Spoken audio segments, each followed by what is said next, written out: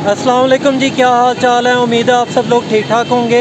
इस वक्त मैं माल रोड पे चेयरिंग क्रॉस पे मौजूद हूँ और मेरे बैकग्राउंड में जो आपको बिल्डिंग नज़र आ रही है इसको शाहदीन मंजिल कहते हैं। तो आए आपको इस बिल्डिंग के बारे में कुछ बताते हैं। शाहदीन मंजिल 1914 में मियाँ शाहदीन ने बनवाई थी, जो कि मुस्लिम लीग पंजाब के सदर थे और बाद में 1908 में वो लाहौर हाई कोर्ट के पहले मुसलमान जज बने।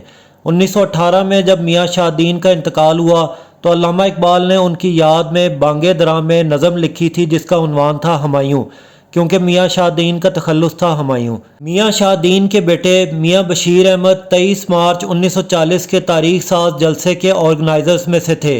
उन्होंने कायद आज़म के एजाज़ में मशहूर ज़माना नज़म भी लिखी थी, मिल्लत का पासबान है मोहम्मद अली जिन्ना, जो आज भी ज़ुबान ज़द आम है। ये जो आप कायद आज़म के साथ ग्रुप फ़ोटो देख रहे हैं, ये 23 मार्च 1940 के तारीख साज जलसे के मौके पर मियाँ बशीर अहमद की लाहौर वाली रिहाइशगाह अलमंजर में खींची गई थी। और ये जो आप कायद आज़म की ग्रुप फ़ोटो देख रहे हैं, ये शाहदीन मंजिल के सामने खींची गई थी।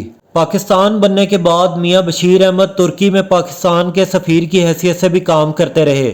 1914 में जब मियाँ शाहदीन ने शाहदीन मंजिल तामीर करवाई थी तो उस वक्त ये माल रोड पे पहली बिल्डिंग थी जो किसी मुसलमान ने तामीर करवाई थी। और उस वक्त यानी 1914 में शाहदीन मंजिल की तामीर पे 1,60,000 रुपया लागत आई थी। ये अपने ज़माने की बहुत ही खूबसूरत इमारत थी।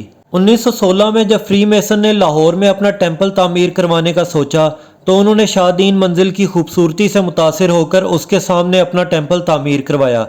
फ्री मेसन का यह टेम्पल शाहदीन मंजिल के डिज़ाइन से मुतासिर होकर बनवाया गया था, इसीलिए इन दोनों बिल्डिंग्स को मिरर बिल्डिंग्स भी कहा जाता था, क्योंकि एक तो ये एक दूसरे के आमने सामने थीं और फिर टेम्पल का डिज़ाइन भी शाहदीन मंजिल से मिलता जुलता था।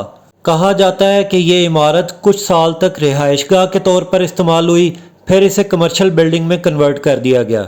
बरतानवी दौरे हुकूमत में इस इमारत में दो मशहूर रेस्टोरेंट्स थे, एक का नाम था लॉरेंस और एक का नाम था स्टिफल्स। यहाँ का मेन्यू बहुत मशहूर था। यहाँ पे उस ज़माने में केक और चॉकलेट्स मिलते थे, जबकि ऐसी चीज़ें किसी और रेस्टोरेंट्स में अवेलेबल नहीं थीं। यहाँ पे एंटर होने के लिए ड्रेस कोड था कि डिनर जैकेट्स का पहनना लाजमी है। यहाँ पे एलीट क्लास आती थी। अंग्रेज़ ब्यूरोक्रेट्स अपनी बेगमात के साथ बगियों पे सवार होकर यहाँ आते थे। यहाँ पे रुख्सो सरूर की महफिलें सजा करती थीं। पार्टीशन से पहले यहाँ पे लग्जरी गाड़ियों का शोरूम भी हुआ करता था।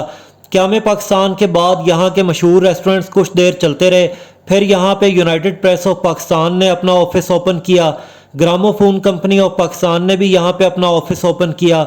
60 की दिहाई में PIA ने भी इस बिल्डिंग में अपना ऑफिस बना लिया और बाद में रोज़नामा नवाए वक्त ने भी यहाँ पे अपना दफ्तर खोल लिया। मियाँ बशीर अहमद के इंतकाल के बाद उनके बेटे मियाँ मंजर बशीर ने 70 की दिहाई में इस इमारत को पाकिस्तान के मशहूर बैंक BCCI को बेच दिया और 2004 में इस इमारत को बैंक अल-फलाह ने ख़रीद लिया और अब पिछले 20 साल से ये बैंक अल-फलाह के ज़ेर इस्तेमाल है।